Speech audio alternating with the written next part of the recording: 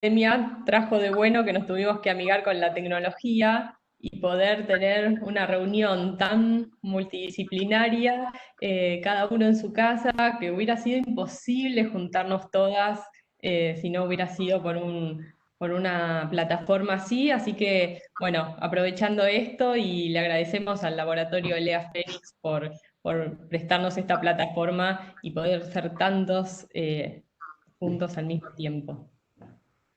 Bueno, son las 19, Mariela, así que damos comienzo despacito y agradeciendo todo lo que tenemos que agradecer, porque realmente a todos los participantes por estar, se va a seguir sumando gente seguro. Como decía Mariela, te agradecemos muchísimo al laboratorio Lea Fénix, especialmente al señor Fernando Garate, que desde que surgió esta iniciativa nos apoyó con mucho entusiasmo y de alguna manera surgió el querer tener este encuentro con nuestras pacientes, eh, un poco porque era una manera de agasajar al grupo de trombofilia y embarazo que cumplió 16 años este año, que lo formó Natalia Giacobbe hace 16 años, y que realmente dan un apoyo muy importante a la comunidad de mujeres con trombofilia, tanto en lo que es la etapa de la búsqueda del embarazo como durante el embarazo. Yo siempre rescaté de este grupo de pacientes que ayuda a otras pacientes dos atributos que son la resiliencia y la empatía que logran tener y que realmente también nos sirven como apoyo al equipo médico, que muchas veces recurrimos a ellas para poder ayudar a la comunidad. Y por otro lado, como decía Mariela, esto de la paradoja de esta pandemia, que desde ya espero que se encuentren todos muy bien en esta situación difícil o lo mejor posible. Les pedimos por favor silenciar los micrófonos que están abajo, en los iconos de abajo van a ver un iconito de micrófono, tenerlo silenciado. Cuando mueven el mouse, ahí lo encuentran. Ahí encuentran el icono y lo pueden silenciar porque si no escuchamos todo. Ahí está. Cuando mueven el mouse aparecen los iconos abajo. El primero es el micrófono, le dan clic y se silencia. Perfecto, gracias. A ver, ahí está abierto. Bueno, y les decía la paradoja de esta pandemia, como decía la doctora Mariela Gerde, que por un lado nos aísla, por el otro nos da esta posibilidad de encuentro, que a veces los médicos que tenemos mucha actividad asistencial no tenemos el tiempo para el encuentro con los pacientes de esta manera, y en estas circunstancias lo hemos logrado. Le agradezco muchísimo a Mariela Gerde y a Cecilia Papalardo. Mariela Gerde, como saben, es la jefa de las secciones de hemostasia, perdón, de trombofilia y embarazo del Hospital Austral, y Cecilia Papalardo es mi vieja colega del Centro de Hematología de Reproducción de hace muchos años, que trabajamos en equipo, porque cuando surgió esta idea apoyaron con mucho entusiasmo y de hecho fueron pilares para coordinarlo y poder trabajar en equipo. Es un placer porque además son dos grandes amigas. Lo que les decía es que brevemente ustedes van a ver que las charlas, las disertaciones van a ser breves para dar tiempo a la discusión posterior. Primeramente va a hablar la doctora Mariela Gerde sobre trombofilias y complicaciones gestacionales. Luego yo voy a hablar del tratamiento del síndrome antifosfolipídico obstétrico, la doctora Papalardo de anticuerpos antifosfolipídicos relacionados a fallas de implantación, para darle lugar a las coordinadoras, o como se llaman ellas, administradoras del grupo de trombofilia y embarazo, tan presentes creo que, no sé si todas, pero bueno, Mariana Lita, Marianela Cuparo, les damos la bienvenida y van a darnos unas palabras para después pasar a la mesa de discusión. Bueno, Mariela, si te parece, comenzamos. Creo que no me he olvidado de nada. Repito lo de los micrófonos, perdón, parezco las abuelas viejitas que se acuerdan, repiten las cosas muchas veces, todo un poco, pero en el margen inferior, al mover el mouse, aparecen los iconos y el primero, que es el micrófono, ténganlo silenciado, por favor. ¿Sí? El de la pantalla, por supuesto, lo pueden tener abierto, y el segundo chat pueden hacer las preguntas a medida que avanza la conferencia. Bueno, la charla, no es una conferencia esto, estamos entre amigos. Mariela, cuando quieras, y gracias, Mariela. Bueno, gracias Adriana por la presentación, gracias a todos ustedes de verdad por estar ahí y gracias por supuesto a las chicas del grupo de trombofilia de embarazo, al laboratorio Lea Fénix. No es fácil organizar algo así, juntarnos todos, coincidir, pero bueno, la idea era poder dar una charla para ustedes, para las pacientes, para sacarnos, para que se saquen las dudas de una manera, de una charla coloquial y después puedan hacernos las preguntas que quieran. Y también quiero decirles que para mí es un honor compartir esta charla con la doctora Sarto y la doctora Papalardo, porque cuando yo terminé mi residencia, yo iba a escuchar las charlas de ellas y para mí eran wow, ellas fueron las pioneras, cuando nadie hablaba de trombofilia en el país, ellas empezaron con esto y bueno, ahora poder compartir esta charla con ellas a mí realmente me llena de orgullo y además son muy buenas personas. Así que, bueno, yo les voy a hablar, yo soy ginecóloga, no soy hematóloga, así que yo les voy a hablar de la trombofilia asociada a las complicaciones gestacionales. Antes de hablar de trombofilia, quiero contarles cuál es la posibilidad que tiene una mamá de perder un embarazo. Desde que se hace un EVA-test y le da positivo, 15% de las mujeres van a perder un embarazo, 5% van a perder 2 y solamente 1% va a perder 3. Es por esto que si bien la definición de aborto recurrente dice 3 abortos, a partir del segundo aborto ya se las empieza a estudiar. Sí. Y dentro de las causas, miren, la mitad de las causas, nosotros le ponemos este nombre tan lindo que es idiopáticas, es que no sabemos por qué ocurren, pero el otro 50% sí lo conocemos. La causa más frecuente por lejos, más del 50%, son las causas genéticas del embrión. Y estas malformaciones genéticas van aumentando a medida que aumenta la edad de la madre.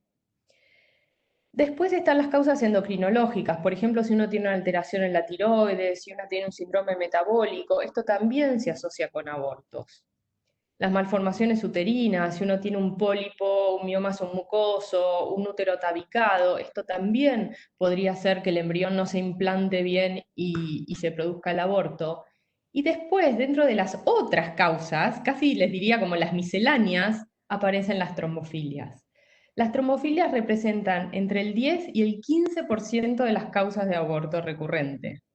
Entonces uno se preguntará, pero entonces, si son tan poco frecuentes, ¿por qué parecerían ser tan importantes? Vamos a ver por qué. Siguiente. Siguiente. Miren, las trombofilias, a ver, ¿me podréis pasar la anterior? Me parece que me falta una, o se los digo después. No, andate para atrás. No, no, está bien. Bueno, pasa, gracias. Miren, les cuento qué son las trombofilias y después les digo por qué son importantes. Las trombofilias significan que es una predisposición a coagular más y pueden ser adquiridas o hereditarias. Si bien ambas se llaman trombofilias, la verdad que son muy distintas. Las trombofilias adquiridas, que es el conocido síndrome antifosfolipídico, es una patología autoinmune. ¿Qué quiere decir esto? Que nuestro sistema inmunológico por alguna razón se altera y no reconoce a partes de nuestro cuerpo como propias y las ataca. Y en este caso, ataca los vasos sanguíneos. Estos anticuerpos a lo largo de la vida van a fluctuar. Yo ahí por eso les puse este dibujito de la montaña rusa. Así como nuestra vida, que a veces tenemos ups y downs, bueno, los anticuerpos pasa lo mismo. Cada 3 meses pueden variar. Y es por eso que para hacer diagnóstico necesitamos tener positivos en 2 oportunidades. Y como cada 3 meses pueden variar, hay que hacerlo separado de 3 meses. Esto es lo que a veces lleva a confusión, porque por ahí una vez nos da negativo, otra vez nos da positivo, y las pacientes dicen, pero ¿qué? ¿Era un falso positivo? ¿Era un falso negativo? ¿Tengo? ¿No tengo trombofilia? Bueno, es esto, es que a veces los anticuerpos van a estar positivos y a veces no. El síndrome antifosfolipídico se asocia tanto con complicaciones trombóticas como con complicaciones obstétricas, es decir, que se asocia con abortos, con pérdidas de embarazo más del final del embarazo, con preeclampsia, con restricción de crecimiento y también con cualquier patología trombótica, una ACV, una trombosis en una pierna, lo que fuera. Vamos a las hereditarias. Las hereditarias es otro tema. Las hereditarias se producen o por déficit de proteínas anticoagulantes o por una mutación genética. Las hereditarias tienen una fuertísima asociación con la trombosis, son responsables del 50% de las trombosis que ocurren en el embarazo, pero todavía se está investigando y no hay todavía, la evidencia no termina de decir si se asocian o no con las complicaciones obstétricas.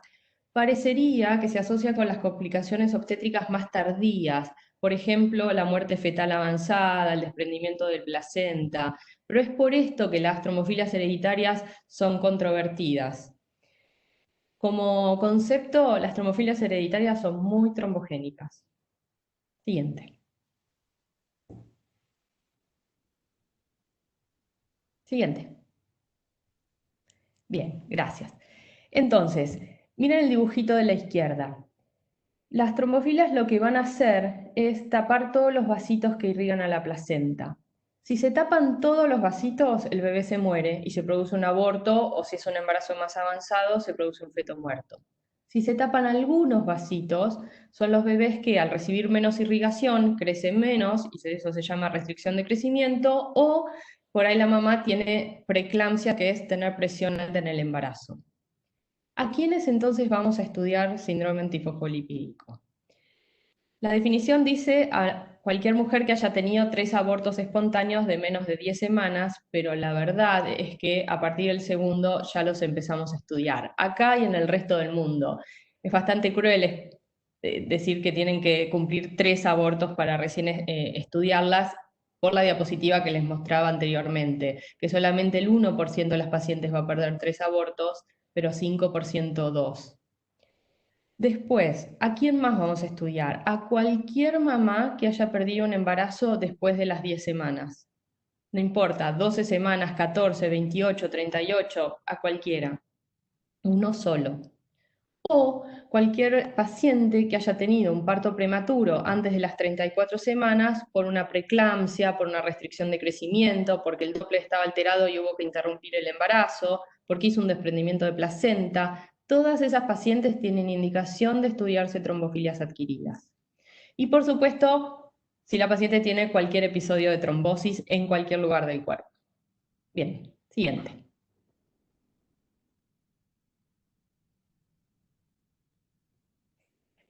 Y acá está por qué eran importantes. Pensé que la había puesto antes. Esto es lo que hace importante a las trombofilias.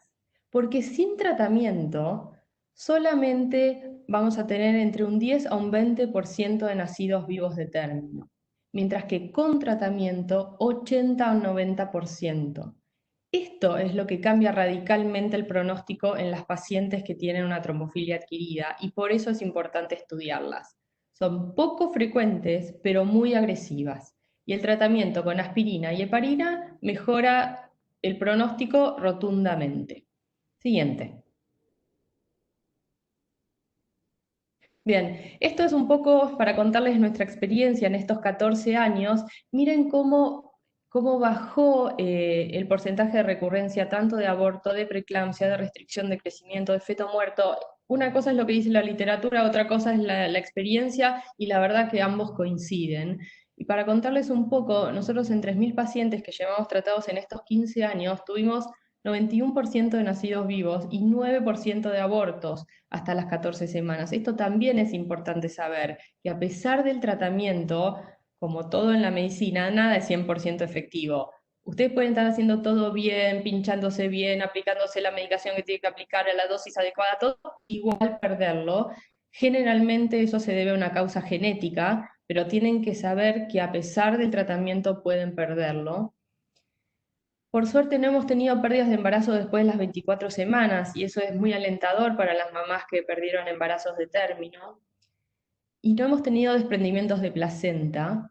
Es muy poco frecuente el sangrado moderado a severo, menos del 1% de las pacientes han tenido un sangrado importante en el momento del parto y que se pudo resolver, así que esto se los digo para transmitirles que es una droga segura. Siguiente.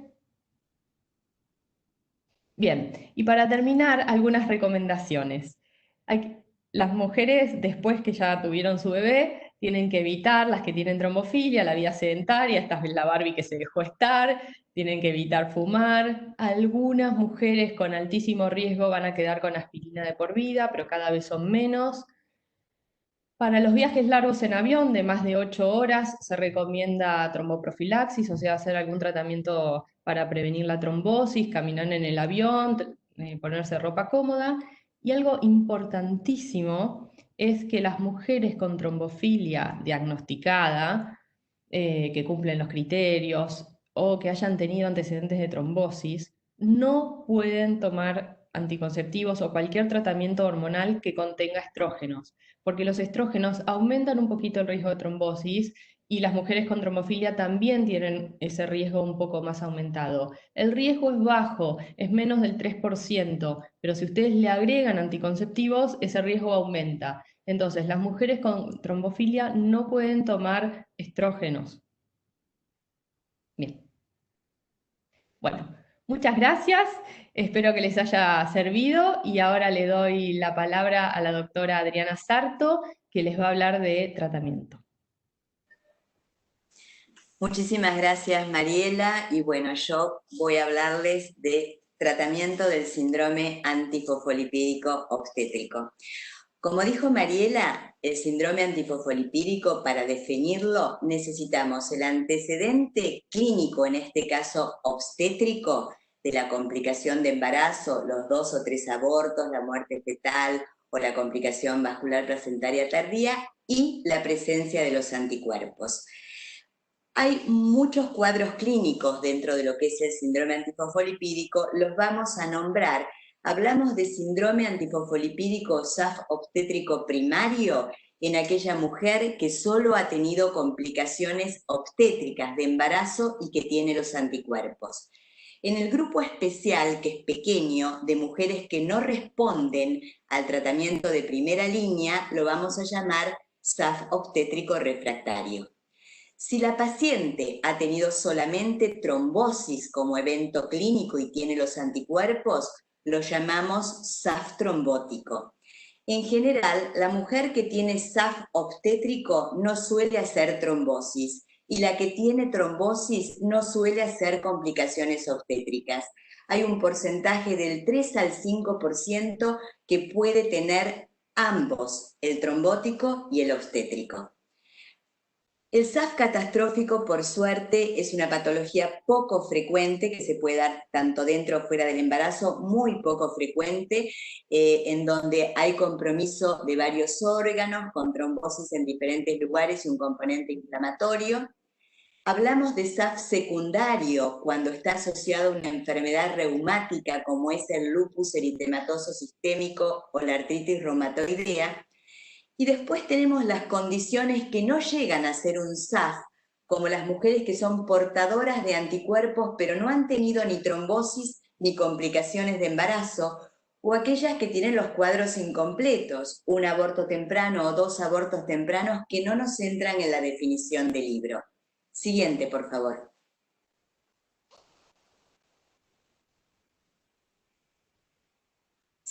Gracias. Con respecto al tratamiento, es un camino en donde obviamente queremos ese test de embarazo positivo, ese otro escalón importante que es ver en la ecografía el embrioncito con latido, pero necesitamos transitar un embarazo con una mujer sana, un embarazo normal, lo más a término posible para terminar con una mamá y un bebé sano. Entonces el objetivo del tratamiento va a basarse en reducir el riesgo de trombosis que Mariela habló, tanto durante el embarazo como durante el puerperio. En el embarazo y en el puerperio, el riesgo de trombosis es mayor que en la mujer no embarazada por los cambios normales que se producen en la coagulación y los cambios anatómicos por la pancita que comprime las venas ilíacas. Y si esa mujer además agrega anticuerpos antifosfolipídicos, ese riesgo de trombosis va a estar aumentado. Entonces también el objetivo es reducir ese riesgo. Y por otro lado, mejorar el pronóstico gestacional, obviamente, llevando un bebé a casa en lo posible de término y de peso adecuado. Es importante que la paciente que tiene SAF programe su embarazo y tenga un asesoramiento preconcepcional y forme un equipo de médicos tratantes, que dependerá un poco. Obviamente el obstetra va a ser su médico de cabecera y el hematólogo, o como el caso de Mariela, ginecólogo especialista en trombofilia, el ecografista, el especialista en medicina fetal, a veces el endocrinólogo. Tenemos que formar un equipo homogéneo que trabajemos en concordancia para el bien de la paciente. Y en ese asesoramiento preconcepcional es fundamental, en esa consulta que vamos a mirar para adelante la búsqueda de embarazo, que el médico tiene que evaluar los antecedentes de esa paciente y los factores de riesgo. Y en los antecedentes vamos a valorar si tuvo abortos tempranos, si fue una muerte fetal tardía, si tuvo preeclampsia, si tuvo trombosis, si tiene otras enfermedades concomitantes como la diabetes, el síndrome metabólico, y además valorar como factor de riesgo el tipo de anticuerpos que tiene y el título de anticuerpos, porque en los últimos años se ha visto que estos nos pueden tener un valor pronóstico y nos pueden hacer ajustar la terapéutica. Entonces, si bien aspirina y heparina es el tratamiento de base, cada paciente tiene que ser mirada en lo personal para definir el tratamiento. Hay recomendaciones generales, como la toma de ácido fólico preconcepcional, que hay que empezarlo 2 o 3 meses antes de buscar embarazo, el soporte de calcio durante el embarazo y la lactancia, pero eso no cambia en general. Y estos embarazos que son llamados embarazos de alto riesgo, o podemos llamar embarazos más controlados y más cuidados, saber que esa paciente va a tener un seguimiento de ecografías por ahí más habitual que una paciente que no tiene SAF, que el screening de primer trimestre, que es el NT+, que se hace entre la semana 11 a 14, además de brindarnos un tema de riesgo genético, nos puede dar una idea pronóstica de cómo va a funcionar la placenta en el último trimestre, y que el scan fetal, que es la ecografía morfológica de la semana 20 a 22, es ideal hacerla con Doppler, y que después con el obstetra se pautarán un seguimiento de ecografías con Doppler, en general mínimo una vez por mes, pero cada caso es particular. Siguiente, por favor. Entonces, el tratamiento de primera línea en SAF obstétrico es aspirina y heparina. En cuanto a la aspirina, lo ideal es el inicio preconcepcional. En general, lo indicamos desde al menos un mes antes de la búsqueda de embarazo. La dosis es dosis baja, se usa 75 a 100 miligramos por día, recomendado en una toma nocturna. En general, en nuestro país usamos 100 miligramos día. Y en los últimos años, si el NT+, que es la ecografía esa de la translucencia nucal, informa un alto riesgo de preeclampsia o bebé de bajo peso, hoy está recomendado subir esa dosis de heparina a 150 miligramos por día. ¿Cuándo se suspende la aspirina? Esto es a nivel internacional, está pautado entre la semana 35 y 36. Sabemos que la aspirina tiene un efecto antiagregante que dura alrededor de 7 días y lo ideal es suspenderla mínimo 7 días antes del parto para que no haya más sangrado y se pueda hacer adecuadamente la anestesia peridural y raquidia. Hay algunos casos en donde en el curso del embarazo el médico va a suspender la aspirina. Por ejemplo, si aparece alguna metrorragia o spotting, que a veces lo llamamos la pérdida de implantación, si aparece una hematomita en la placenta retrocorial, o a veces hay sangrados en general, como el sangrado nasal del último trimestre en la mujer, que hace que suspendamos la heparina o la aspirina, perdón, o transitoriamente o definitivamente, y la realidad es que no hay que angustiarse ni preocuparse porque cuando no está indicada usarla no nos cambia en demasía el pronóstico gestacional. También hay mujeres que tienen alguna disfunción plaquetaria como el von Willebrand y que no pueden usar aspirina. En cuanto a la heparina, hay de dos tipos, la de bajo peso molecular, que es la que usamos en embarazo en general en todos los países, y la no fraccionada. La heparina de bajo peso molecular, que se usa más, es la que se llama enoxaparina, y tiene los beneficios de menores efectos adversos y la aplicación es más sencilla que la otra, la no fraccionada, por lo cual es la que se usa de rutina. ¿Qué dosis en mujeres con SAF? Si hablamos las mujeres con SAF obstétrico, me han cambiado la diapositiva, gracias. Si hablamos de SAF obstétrico en donde la paciente no tuvo trombosis, en general es una dosis profiláctica y lo que está sugerido, muchos médicos dan dosis fija profiláctica.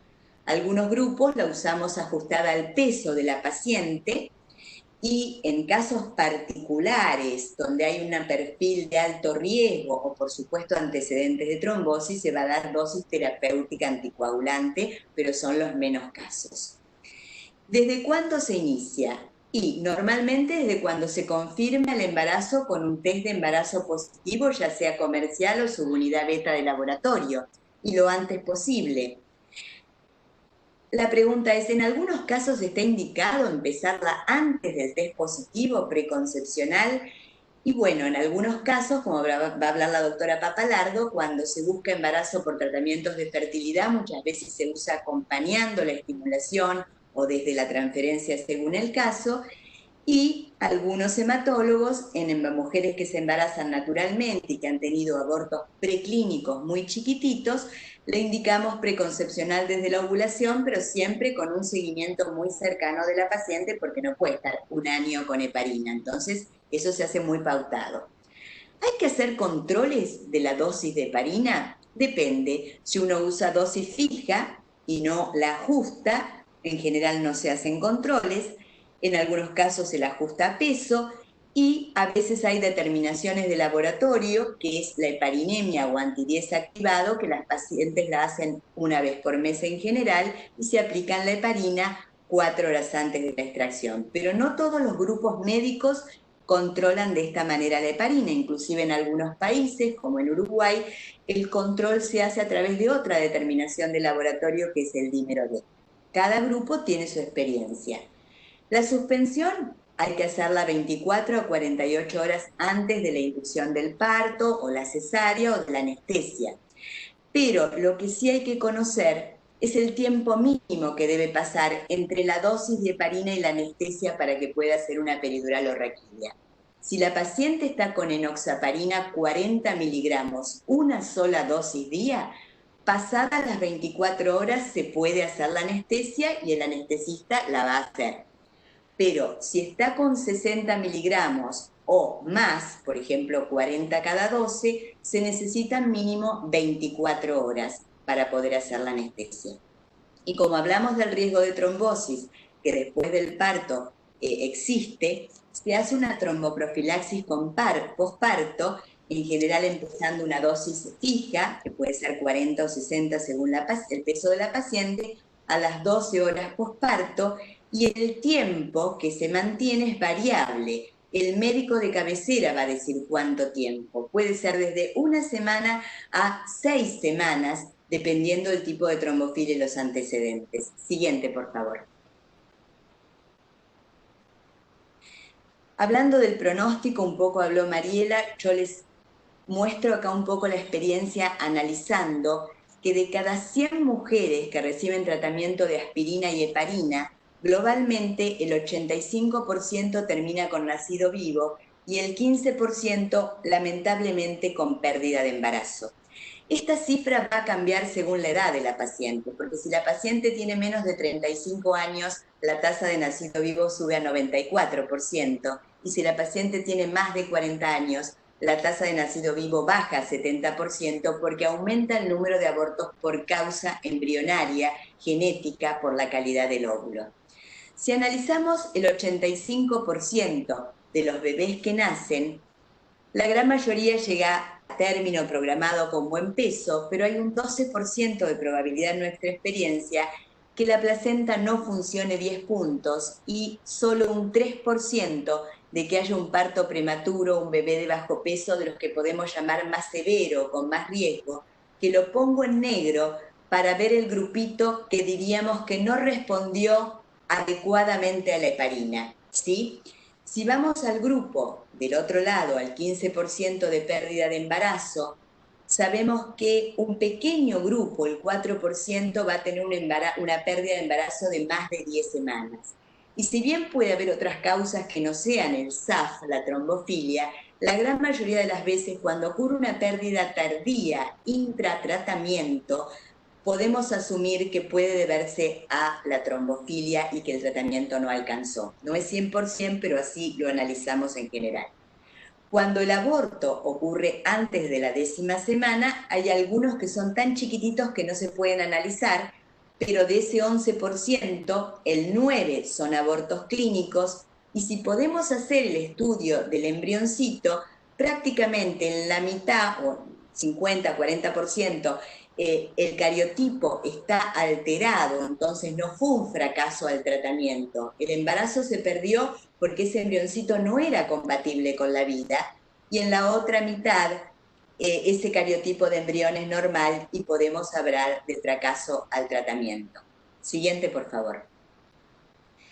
De esos cuadraditos en negro que están marcados acá, surge el concepto del síndrome antifosfolipídico refractario, que son aquellas mujeres que han perdido embarazos con tratamiento de primera línea. Y son aquellas que han perdido embarazos con un genético de embrión normal o después de la 10ª semana, o que han tenido un parto muy prematuro o un bebé de bajo peso con aspirina y heparina. Siguiente, por favor. Entonces se plantean en estas mujeres con SAF refractario tratamientos de segunda línea, que dicho de manera sencilla, si la paciente cursó un embarazo con heparina a dosis profiláctica, su médico quizá le plantee en un próximo embarazo hacer dosis más altas, terapéutica, anticoagulante. En algunos casos, algunos médicos agregan a la aspirina y heparina corticoides, en general en dosis baja, prednisolona, desde el test positivo hasta la semana 14. En nuestro caso, tenemos experiencia en casos severos con una medicación que se llama gamaglobulina endovenosa, que es un inmunomodulador hemoderivado que se da por vía endovenosa durante el embarazo, una vez por mes, y que en mujeres que no han respondido al tratamiento de primera línea estamos teniendo un 90% de éxito y la estamos usando desde el 2004. El otro punto, que es la plasmaféresis, lo menciono, nosotros no tenemos experiencia, se está investigando en casos realmente muy severos. Sí hago hincapié en esta medicación, que es la hidroxicloroquina, que tanto la doctora Mariela Gerde, la doctora Papalardo y yo la queremos bastante a esta medicación.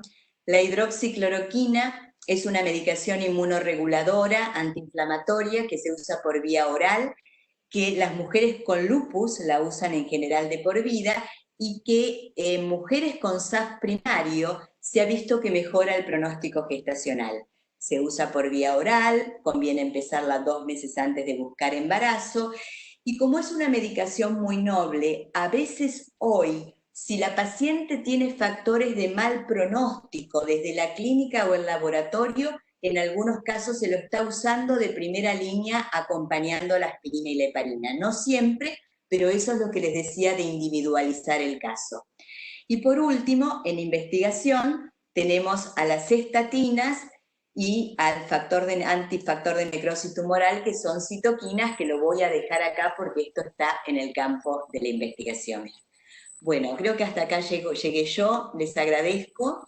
La siguiente, y le voy a dar paso entonces ahora a la doctora Cecilia Papalardo, que nos va a hablar de anticuerpos antifosfolipídicos en fallas de implantación. Ceci, gracias. Hola, buenas tardes a todos. Quería presentarme porque muchos no me conocen. Yo soy doctora Cecilia Papalardo. Trabajo con Adriana en el Centro de Hematología de la Reproducción y quería darle un gracias importante a Laboratorio Elea Fénix, a ustedes por darse el tiempo, al grupo de trombofilia y embarazo por la convocatoria, por la solidaridad y tantas cosas que ellas tienen presente siempre, y a mis compañeras, sobre todo a mis compañeras. Bueno, la siguiente. La siguiente. Bien, nosotros vamos a hablar de esto, de falla de implantación. Para eso tenemos que tener un par de cosas claras antes. ¿Qué es la infertilidad? La infertilidad para nosotros debe corresponder a una pareja en edad fértil que no logra embarazo en 12 meses de búsqueda, un año. Y dentro de esta población tenemos a la pareja infértil, hay una población que es la que más nos interesa hoy, que son los pacientes con esterilidad sin causa conocida. Van entre el 8 al 20% de la cantidad de parejas infértiles. Es en este grupo, pacientes con esterilidad sin causa aparente, donde cobran importancia. Primero, la falla de implantación, que ¿qué es? Es el tratamiento de alto riesgo, que es un FIP, un ICSI, ICSI es con un esperma seleccionado, formamos el embrión afuera. Si 3 embriones de buena o mediana calidad transferidos hacia la mujer no logran embarazo, eso se denomina falla de implantación. Entonces, es aquí donde aparece como búsqueda en la esterilidad sin causa aparente con falla de implantación los anticuerpos antifosfolipídicos, que son 3. El anticoagulante lúpico, las anticardiolipinas IgG y IgM y las antibeta-2-glicoproteína 1 IgG y IgM. Con estos anticuerpos lo que tenemos que saber son 2 cosas. La primera, este cuadro pertenece al síndrome antifosfolipídico. Es una asociación, pero no es síndrome antifosfolipídico. Segunda cosa, estos anticuerpos pueden producir por un lado trombosis y por el otro lado inflamación. En este caso, en la falla de implantación, lo que producen es inflamación. Y vamos a tratar de la forma más tranquila posible de explicarles un poquito en qué consiste esta inflamación. La siguiente, por favor.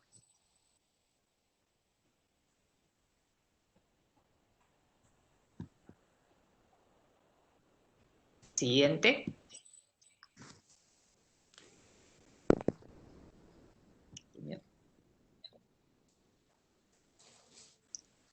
Podemos pasar a la siguiente. Ahí está, ahora sí. No, es la anterior. Parece un dibujo muy difícil, ustedes tienen que ver. Ese centro es el embrión, que está siendo envuelto por el endometrio, que son las rayitas que ustedes ven alrededor. Hacia el lado izquierdo del dibujo ustedes van a ver los anticuerpos antifosfolípidos que están activando el complemento que es parte de la inmunidad. Esto es la inflamación de la que estamos hablando. Este complemento activado lo que hace es evitar que migre el embrión hacia adentro del endometrio. Por otro lado, estos anticuerpos tipo escuadra lo que hacen es modificar las moléculas de adhesión que les vemos hacia la derecha. Y, como le indica el nombre, ayudan a pegar el embrión al endometrio. Finalmente, además, tenemos para hoy las interleuquinas, que son, por un lado, mensajeros inmunológicos, que en un ratito les vamos a decir cómo los corrigen el tratamiento a esto. Por otro lado, vamos a tener que estos mismos anticuerpos inhiben la formación de arterias espiraladas, con unas células gigantescas que aparecen, y lo importante de estas arterias es que van a ser la futura placenta. Y además necrosan esta futura placenta. Ahora sí, la siguiente, por favor. La siguiente. ¿Qué tenemos nosotros como herramienta antiinflamatoria? Tenemos a la heparina. La usamos en falla de implantación, desde el tratamiento en paralelo. Lo que tenemos que saber, que lo vengo diciendo desde la primera imagen, que no la usamos como antitrombótica, como no formadora de coágulos, porque el riesgo de trombosis es lo que ven escrito ahí, del 0.08 a 0.1%, sino que la usamos para manejar todo lo que venimos nombrando como inflamación. Primero, inmunomodula a través del complemento. Segundo, inmunomodula a través de las moléculas de adhesión. Mejora la capacidad de adherir el embrión al endometrio y, por otro lado, de moléculas que rompen las uniones celulares en el endometrio, así el embrión puede entrar.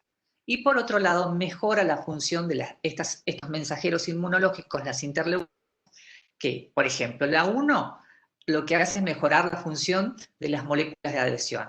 La 11 es una gran antiinflamatoria. La siguiente, por favor. Acá son 3 clics para poder llegar a la siguiente. Ahora sí. Hay un estudio mundial muy reciente, publicado en marzo de este año. Uno de los revisores de la literatura fue el doctor Kamashta, que es muy cercano a nosotros, es reumatólogo. Como ven, son muchas las especialidades que trabajamos juntos. Donde él revisa artículos publicados en la bibliografía en infertilidad sin causa aparente. En esos artículos hay 11 a favor de que los anticuerpos antifosfolipídicos tienen algo que ver con esta infertilidad idiopática, siempre con grupo control, que es la mujer que se embaraza cuando quiere. 5 dice que estos anticuerpos no tienen nada que ver, siempre comparando con mujer sana. Vamos después a lo que estamos hablando hoy, que es la falla de implantación. Hacia la derecha vemos que hay 18 artículos que hablan a favor de que estos anticuerpos tendrían alguna injerencia en la falla de implantación, mientras que hay 12 en contra de esto. Entonces, siempre hubo trabajo control, fueron trabajos, lo que tenemos que saber y lo importante cuando ustedes llegan al fertilidad y dicen, ¿y por qué no me estudio esto? Los estudios son en su mayoría retrospectivos. Todo lo que es mirar hacia atrás está lleno de errores porque no se comparan las mismas cosas. Por ejemplo, les digo 3 importantes: la calidad de los embriones, la edad y los anticuerpos que estoy midiendo, que son montones de anticuerpos. Nosotros anuncié yo 3 en la primera diapositiva. Sin embargo, no podrían creer la cantidad de anticuerpos que existen, llamados antifosfolipídicos. Los estudios prospectivos hacia adelante no favorecen la asociación. Entonces, la conclusión y lo más importante que se tienen que llevar antes de discutir con el fertilólogo es: todavía nos falta el prospectivo que diga la heparina sirve como inmunomoduladora. ¿Sí? La siguiente, por favor. ¿A quién le vamos a dar heparina sí o sí? Y vamos al lado izquierdo, al recuadro del lado izquierdo. Siempre hay algo que ustedes tienen que conocer, los que ya empezaron tratamientos de fertilidad, que es el síndrome de hiperestimulación. ¿Qué es el síndrome de hiperestimulación? La mujer, para conseguir óvulos, recibe tratamiento hormonal. Ese tratamiento hormonal es para conseguir esos folículos y posteriores óvulos. A veces los folículos son tantos que agrandan los ovarios. Ese agrandamiento puede llevar a la acumulación de líquido fuera de los lugares habituales, líquido en abdomen, líquido entre pleura y pulmón, insuficiencia renal, distrés respiratorio. ¿Y por qué se da esto? Por el aumento severo de estrógenos.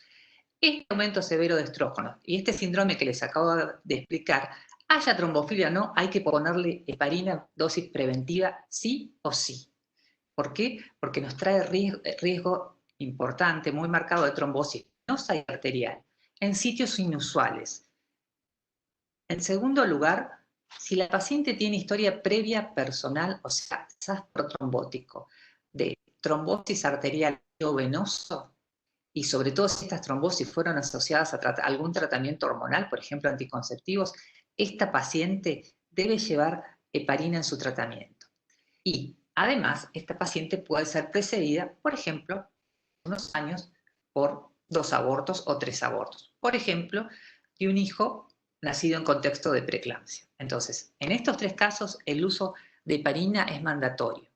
Sin embargo, hacia el lado derecho, ustedes van a ver que yo sigo insistiendo con que la falla de implantación debe ir en el tratamiento, una vez que se diagnostica el anticuerpo antifosfolipídico, el tratamiento siguiente debe ir acompañado de heparina.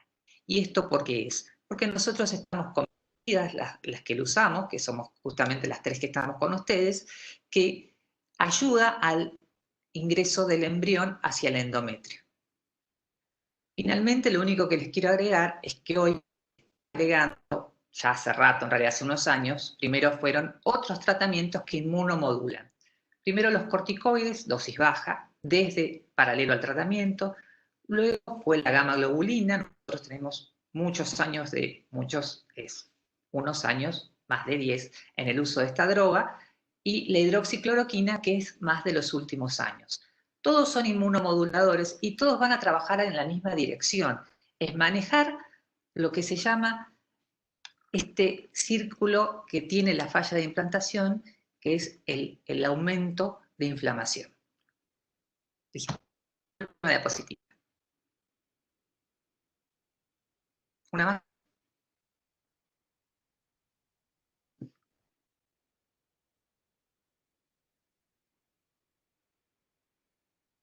Bueno, era para mostrarles esta sonrisa y decirles a todos muchas gracias y que vamos a dar lugar ahora a dos administradoras del grupo Trombofilia y Embarazo, que son Marianela Cucaro y Mariana Lita. Bueno, ¿cómo están todos? Ante todo, muchas gracias a todas, no sé si se me escucha bien.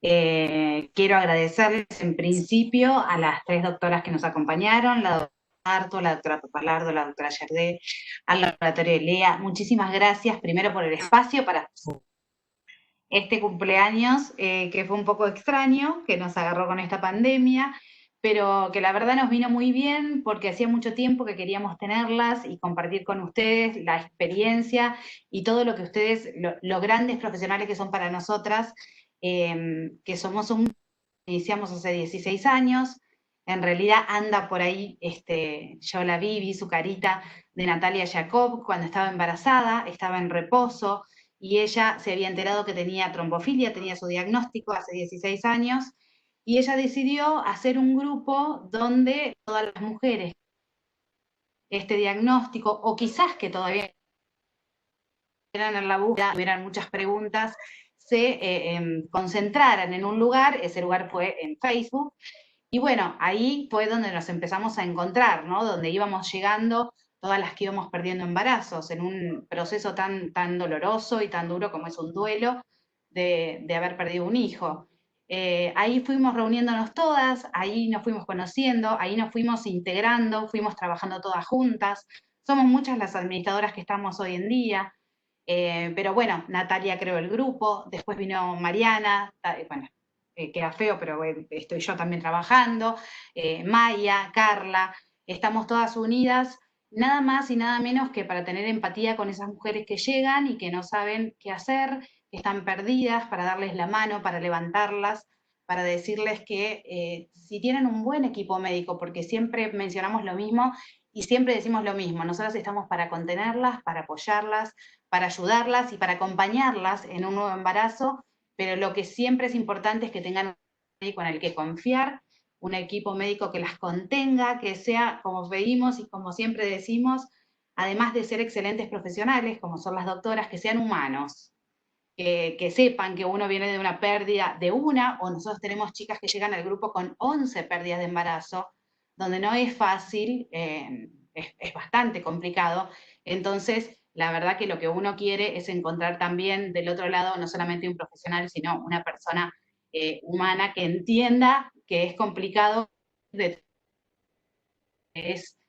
bueno, que hace tanto era como muy desconocido, ¿no? No se sabía mucho de la trombofilia. Recién ahora como que se está empezando a escuchar un poco más. Tuvimos la suerte también de que muchas personas, no solamente profesionales tan enormes como ellas, nos apoyen y nos acompañen, sino famosos o personajes del medio que nos pudieron ayudar y darnos una mano para difundir, porque nosotras pensamos que lo principal en esto es la difusión, porque la difusión lo que hace es prevenir, es que muchas mujeres, las que están en los rinconcitos más remotos, si escuchan a través de la tele qué es la trombofilia, o que si perdieron un embarazo, no muchas veces quiere decir que es por mala suerte, como te dicen muchos, sino que podés llegar a tener el diagnóstico de trombofilia y que teniendo el diagnóstico podés tener un buen tratamiento y tener a tu bebé en tus brazos. Eso es lo más importante.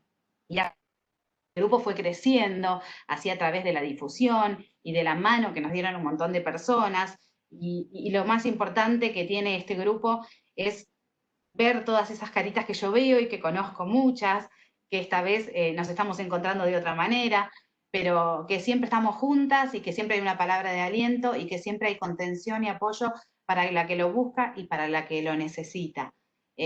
Solamente esa es nuestra tarea, es una tarea que la verdad la hacemos de corazón y que estamos felices de hacerla siempre, y estamos felices de hoy poder tener esta charla para muchas mujeres que realmente la necesitan.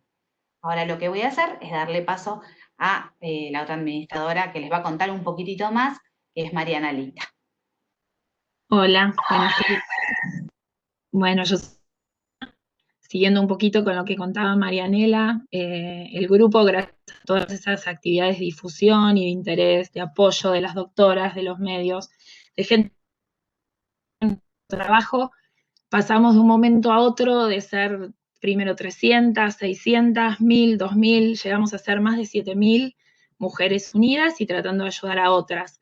Esto nos permitió agruparnos, tomar la decisión de organizarnos, así que formamos grupos por muchas provincias de nuestro país, muchos grupos en otros países que también se suman en esto, por eso nos parecía importante que se conozca nuestro trabajo y que todas aquellas que se quieran unir a todas estas actividades que contó Marianela y que siempre nos encanta hacer de corazón, como ella dijo, lo pueden hacer a través de nuestras redes. Estamos en Facebook, en Instagram, en Twitter, en la página, en la comunidad abierta de Facebook. En Facebook generalmente tienen nuestros mails, nuestros teléfonos, estamos todo el tiempo conectadas, así que las invitamos a unirse, agradecer una vez más a los doctores que nos apoyan, a las doctoras que siempre están ahí al pie del cañón para ayudarnos en nuestras dudas o en nuestros contactos para ayudar a otras chicas, y siempre teniendo una mano que nos permite ayudar a ayudar, que ese es nuestro fin, y ver que si uno ayuda el dolor es un poquito menos, y estar unidas nos hace más fuertes. Así que muchas gracias a las doctoras, al laboratorio también, y bueno, le doy el paso a la doctora Gerde para seguir con la actividad de la conferencia. Bueno, gracias. Ahora se viene el momento de las preguntas. Hay preguntas acá, hay preguntas que ya les habían mandado a las chicas, así que en total hay como 50 preguntas. Más o menos fui eligiendo algunas, veremos cuántas podemos contestar. A ver, voy a empezar. Acá le mandan a la doctora Cecilia Papalardo un saludo muy grande. Dice, un saludo muy grande, mi prima de San Juan quiere contactarte. Te saluda Melina Ruz. Y la pregunta es si es recomendable empezar antes de la ovulación el tratamiento con heparina cuando van a hacer tratamientos de fertilidad.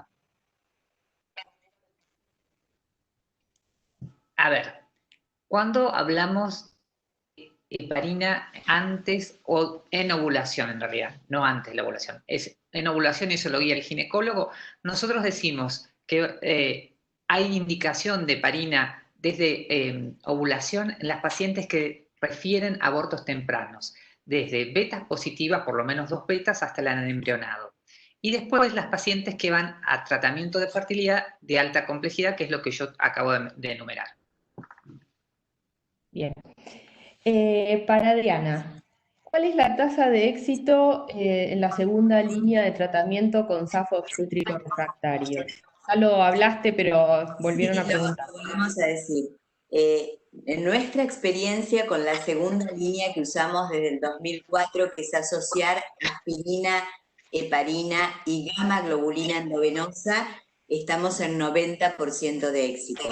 Por supuesto que ahora estamos en vías de evaluar la hidroxicloroquina, que por ahí vos, Mariela, podés comentar tu experiencia de segunda línea con hidroxicloroquina, porque se agregó en estos últimos años, siendo una medicación que tiene sus grandes ventajas con respecto a la gamma-globulina, que es el tema del costo y el tema también de la vía o forma de administración. Bien. ¿Querés contar?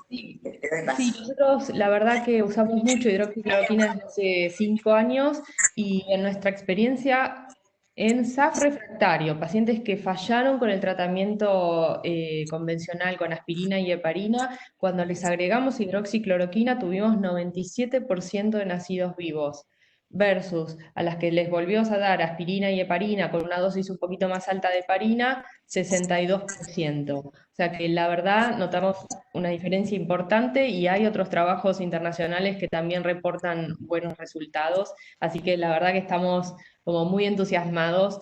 Y aprovecho, acá hay una pregunta que dice, Perdí un embarazo a las 31 semanas con preeclampsia desde las 28 semanas y tengo también Hashimoto. ¿Se agrega alguna medicación además de aspirina y heparina? Bueno, esto es lo que nosotros llamamos SAF refractario, una paciente que con tratamiento igual desarrolló una complicación. En este caso se la estudia, se busca si hay anticuerpos de otras enfermedades autoinmunes y en ese caso se decide, por ejemplo, agregar hidroxicloroquina empezando 2 meses antes de que vuelva a concebir. Y una vez que concibió, le agregamos, además de la hidroxicloroquina, aspirina y heparina. Perdón, Bueno, Mariela, sí. discúlpame. Y un poco para hacer hincapié en esto también, de que en algunos casos puntuales, en donde el antecedente obstétrico fue muy severo o tiene anticuerpos muy altos, como dijimos antes, de primera línea, en algunos casos se usa la hidroxicloroquina asociada a la aspirina y la heparina. Perfecto, sí. Adriana dice, ¿qué problemas genera la trombofilia fuera del embarazo? ¿Y en qué casos debemos estar anticoaguladas o tomar aspirina de por vida? Bueno, la trombofilia en general, si tomamos el grupo de las adquiridas, anticuerpos antifosfolipídicos y las hereditarias, fuera del embarazo, el riesgo es un factor de riesgo para hacer trombosis o coágulos. Pero hay que entender que la producción de una trombosis es multifactorial. No por tener solo trombofilia voy a hacer la trombosis, sino que se suman muchos factores de riesgo. Por ejemplo, trombofilia, toma de anticonceptivos, obesidad, sedentarismo, todo eso puede dar el riesgo. Entonces, por un lado, conocer que el riesgo de las trombofilias de trombosis es bajo y que depende del tipo de trombofilia. Las hereditarias por ahí tienen más riesgo, pero eso es variable. La indicación de estar anticoagulados, si pensamos en anticoagulación con heparina o con anticoagulantes orales de por vida, básicamente se basa en el antecedente clínico. Por ejemplo, si una paciente ha hecho trombosis repetidas, ¿sí? Sin situaciones específicas que la provoquen, esa paciente va a requerir anticoagulación de por vida independientemente de la trombofilia. Pero nuestro grupo de pacientes son pocas las que requieren anticoagulación de por vida. Con respecto al uso de la aspirina fuera del embarazo, todavía no hay una definición clara de si todas las mujeres tienen que tomar aspirina como prevención del riesgo trombótico durante su vida. En este momento se están llevando a cabo estudios que comparan aspirina versus nada o nada versus hidroxicloroquina, que a futuro van a salir resultados. Hoy la indicación general es que si la mujer tiene anticuerpos muy altos o si tiene factores de riesgo como la hipertensión o migrañas con aura, su médico a esa paciente le puede recomendar tomar la aspirina, pero no es que sí o sí para todos. Perfecto, gracias Adriana, muy claro. Fíjense si alguna de las pacientes que está escuchando activó el micrófono, porque se escucha un poco de ruido atrás. Bueno, una pregunta para Ceci. Dice, ¿tener trombofilia incide en que no quedemos embarazadas? ¿Se deben pedir trombofilias antes de iniciar tratamientos de fertilidad?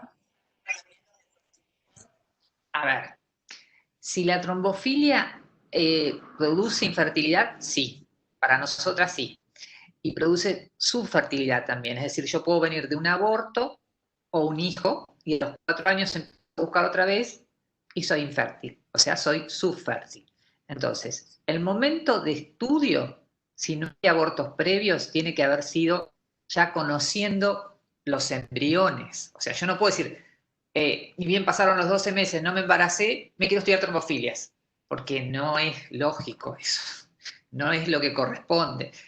Mínimamente hay que haber estado en un tratamiento de alta complejidad, con 2 embriones transferidos de buena calidad, mediana calidad, pero, a ver, me transferí algo que no sirve, y después de 12 años de búsqueda, y no, eso sería como demasiado pedir.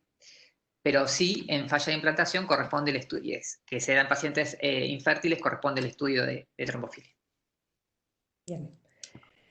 Acá preguntan si las prepagas cubren previo al embarazo el tratamiento. Bueno, en algunos casos particulares sí, si la paciente tiene antecedentes de trombosis, pero si es por síndrome antifosfolipídico, en general la prepaga antes de que se embaracen les cubre el 40%, no el total. Pero hay laboratorios, por ejemplo, el LEA tiene un programa que se llama Fidelia, que es una tarjetita, que les hacen un descuento más, que es un 15% más, y entonces, bueno, ya suman un 55% de descuento. Y después está el grupo de trombofilia de embarazo, que siempre pueden conseguir donaciones, así que de alguna manera estas dos cajitas que necesitan antes de quedarse embarazada suelen conseguirlas o con descuento o que alguna otra mamá se las done. Sí, si yo puedo decir algo, Mariela, Claro, sí, sí. las chicas saben que si quieren pueden entrar en www.trombofiliayembarazo.org. Solamente nos pueden enviar si necesitan. Nosotras lo que hacemos es ser nexo entre aquella mamá que por ahí, como decís vos, le quedó una caja de heparina o le quedaron algunas inyecciones y necesitan, entonces nosotros las ponemos en contacto con quien realmente necesita y entre ellas se contactan y hacen. Una le da vida a la otra. De esa manera pueden comunicarse con nosotras y podemos hacer de contacto. Gracias. Sí, es tan importante, es un círculo de ayuda eso, muy importante. Adriana, esta es una pregunta para vos. Dice, gamma globulina, ¿cuándo empiezo con la gamma globulina? Bien, bueno, la gamaglobulina, si estamos hablando de tratamiento de segunda línea en el SAF obstétrico refractario, que es la mujer que ha tenido caso a líneas previas, como dijimos, es gestacional. O sea, la gamaglobulina, la primera dosis, la hacemos una vez que la paciente tiene un test positivo y en general por el tipo de medicación esperamos a duplicar la subunidad beta. Es de buen pronóstico en un embarazo cuando la paciente tiene una beta cuantitativa determinada y a las 48 horas duplica el valor, nos orienta hacia un embarazo evolutivo y ahí empezamos con la gamaglobulina. El tema del trámite de las coberturas sociales lleva un tiempo. En general, la primera dosis de gamaglobulina se termina aplicando entre la quinta y la sexta semana de embarazo, desde la fecha de última menstruación. Pero por suerte la gran mayoría de las obras sociales y prepagos con el diagnóstico documentado de SAF refractario, argumentado con un resumen, lo está cubriendo. Distinto es una línea que se usó mucho hace 5 años en Estados Unidos, y que algunos médicos lo usamos acá, que es la gamma globulina en la falla de implantación, como habló Cecilia, como inmunomodulador, en donde son otras dosis y que en general se usan el día de la transferencia. Bien, muy claro. Bueno, acá Silvina dice, buenas tardes, ante todo, gracias, es muy bien. Tengo trombofilia hereditaria, 2 trombosis venosa profundas en brazo y en pierna, anticoagulada con Sintrón, y estoy esperando ovodonación por tener baja reserva ovárica. ¿Qué probabilidades de éxito se tiene con ese diagnóstico? Ella tiene un factor 5 de Leiden heterocigota y una mutación de la protrombina G20 210A. Así que esta es una pregunta para Ceci. Bueno, yo puede llegar a ir bien. Lo que sí nosotras usaríamos, o sea, hay que pasar de Sintrona a heparina en dosis anticoagulante, porque si las trombosis fueron trombosis venosa profunda, que creo que andas por ahí, tu pronóstico, una vez logrado el embarazo y siguiendo dosis de tratamiento, o sea, 2 dosis por día, en general son una a la mañana y una a la noche, estarías anticoagulada todo el embarazo con obstetra de alto riesgo y por cero ovodonación, y en general, en el estudio que hay hecho por nosotras de ovodonación, la heparina las igualaría a las pacientes con trombofilia con las que no tienen trombofilia, así que uno no debería esperar que te vaya mal en la ovodonación por lo que te pasó. Es claramente un embarazo de muy alto riesgo, ¿sí? O sea, el obstetra tiene que ser el mejor que se encuentre. Bien, gracias Ceci. Bueno, acá hay una paciente que dice, tengo poliquistosis ovárica y antecedentes de 2 abortos. ¿Se puede concebir?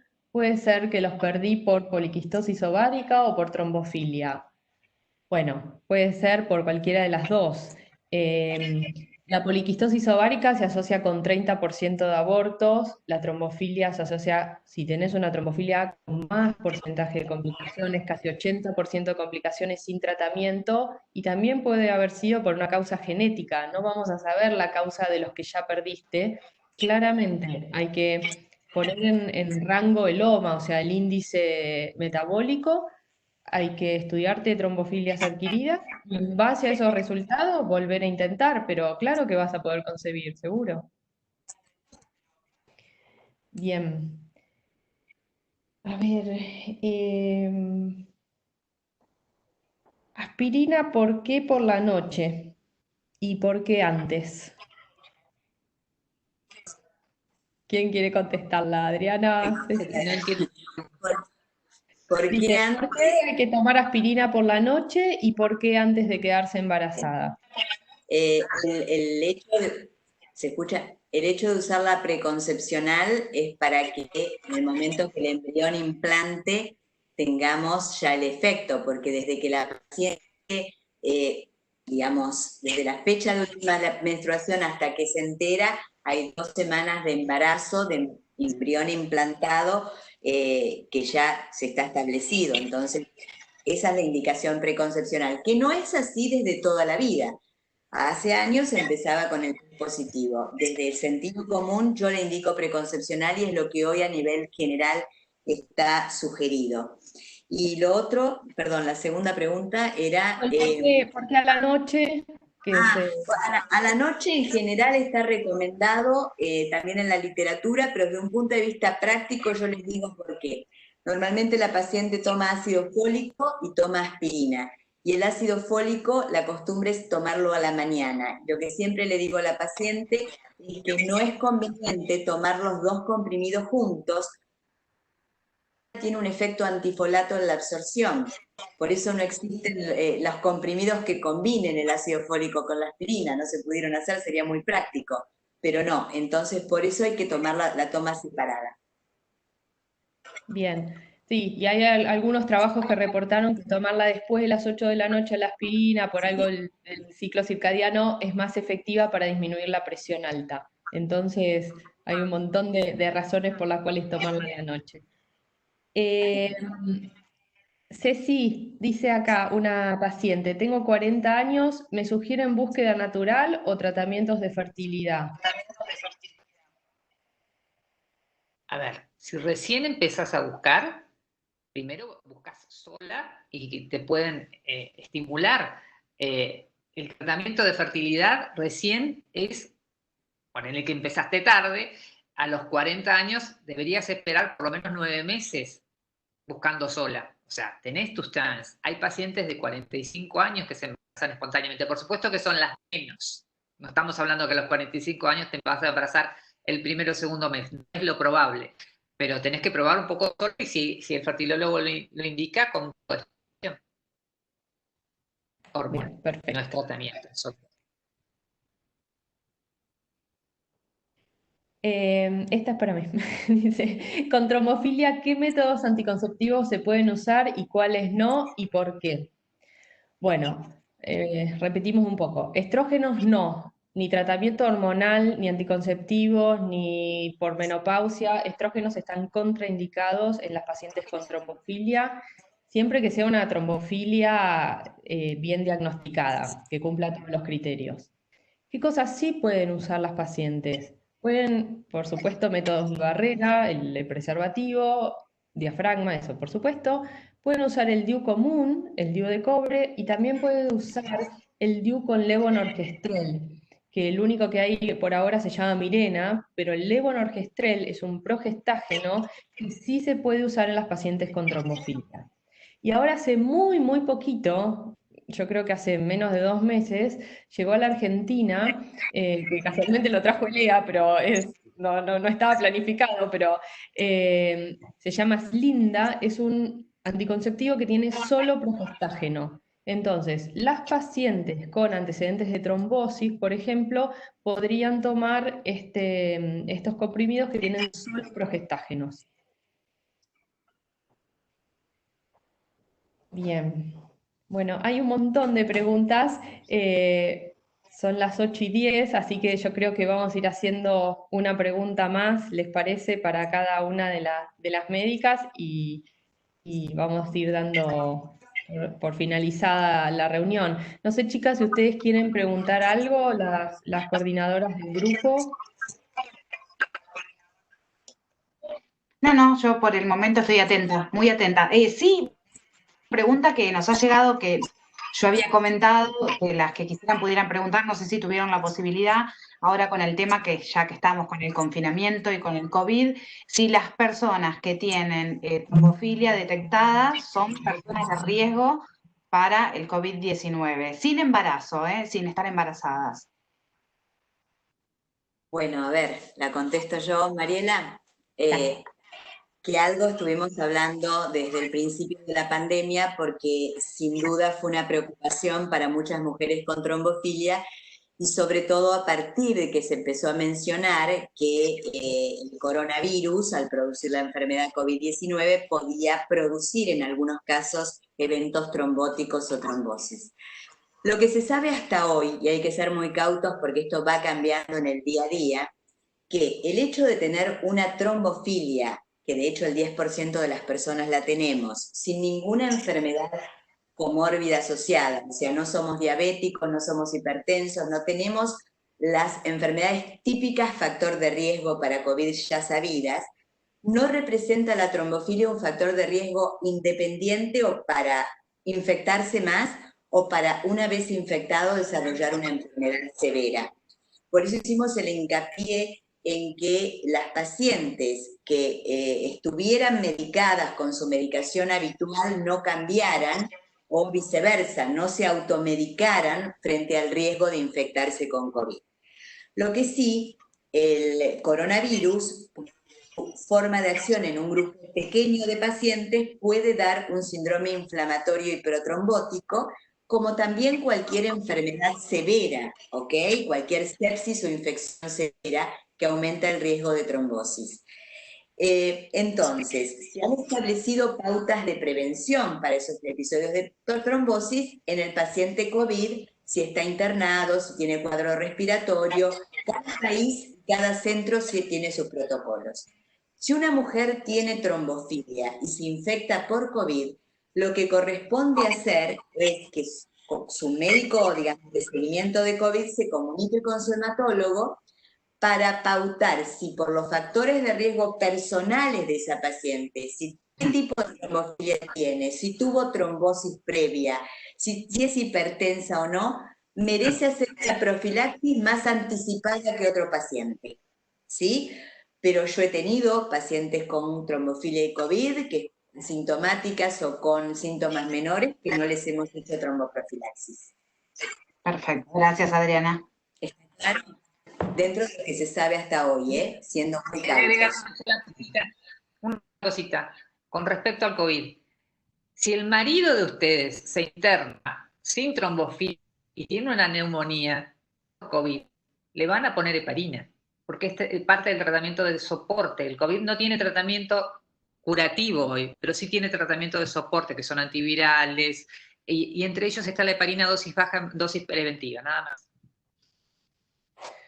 Sí, y una cosita más como ginecóloga, siempre vuelvo al tema de la anticoncepción. Las pacientes que sean COVID-19 positivo y estén con tratamiento con estrógenos, hay que suspenderlos. O sea, si ustedes no tienen COVID y están tomando anticonceptivos con estrógenos, no tienen que suspenderlos. Está claro, porque hubo un momento que parecía que todo el mundo quería suspender sus anticonceptivos. No. Pero si se agarran el virus, ahí sí hay que suspenderlo y eventualmente se los rota a un progestágeno solo. Bueno, Ceci, última pregunta. Sí. Dice, los riesgos, ¿qué riesgos tienen los hijos de mamás con trombofilia? Me imagino que esto se refiere a las trombofilias hereditarias. Sí. En realidad los chicos, en general, no los tocamos hasta adolescentes. tienen los mismos riesgos que tiene la mamá, pero, a ver, nosotros los estudiamos adelantados solamente ante una cirugía mayor, que se los manda al hematólogo pediatra. Si no, los chicos de madres trombofílicas pueden heredar esa trombofilia y saber que el SAF puede compartirse en la familia, o sea que esos chicos también pueden tener, por ser hijos, el lúpico, las anticardio, las antibeta positivas. Los riesgos van a ser los mismos que en la madre.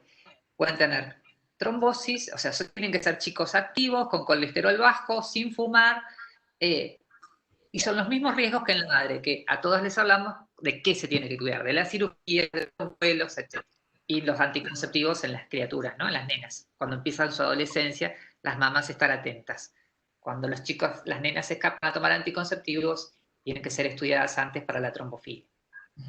Sí, en realidad hago un aporte. La realidad es que estamos hablando de riesgos a futuro. Los niños pequeños que tienen trombofilia van a poder viajar en avión sin tener ninguna medida de prevención en particular. Y como decía Cecilia, no les estudiamos de niños. El momento para estudiar a las mujeres es antes de la toma de anticonceptivos orales. Y a los varones, bueno, está recomendado estudiarlos en algún momento, pero no es porque vayan a tener así pautas de aplicarse heparina a un bebé, a los niños de 8 años que va a viajar en avión, no, para nada, porque si no, digamos, estamos estigmatizando a una población que tiene un rasgo que no es una enfermedad y que el riesgo de trombosis real es bajo por la trombofilia sola. Y te hago una consulta, Adriana, en el varón grande. No, el varón grande, si tiene una de las trombofilias que tiene más riesgo trombótico, como puede ser una protrombina 2210, un factor 5 Leiden heterocigota, son dos trombofilias que están recomendado el estudio familiar. Si yo tengo una paciente que tiene protrombina 2210 heterocigota y tiene un hermano varón, y ese hermano varón, le sugiero que lo estudie porque va a viajar en avión, se va a operar y ese hermano varón va a tener hijas mujeres. Entonces, de alguna manera, tal vez sea muy preventivo. Esto no está escrito en los libros, pero con la práctica de 30 años ya tenemos hoy panzas que están embarazadas a su vez. Entonces, uno va viendo la práctica como a como. Esa es la sugerencia desde mi lado. Gracias. En esta trombofilia sí. Bien. Bueno, y última pregunta está para mí. Dice, estaba con tratamiento con hidroxicloroquina y aspirina y tuve 2 pérdidas, no se llegó a formar el embrión. Bueno, repito, la causa más frecuente de pérdidas de embarazo y sobre todo tempranas, cuando no se forma el embrión, es de causa genética, sobre todo por mala calidad de los óvulos. Y eso no hay medicación que lo solucione.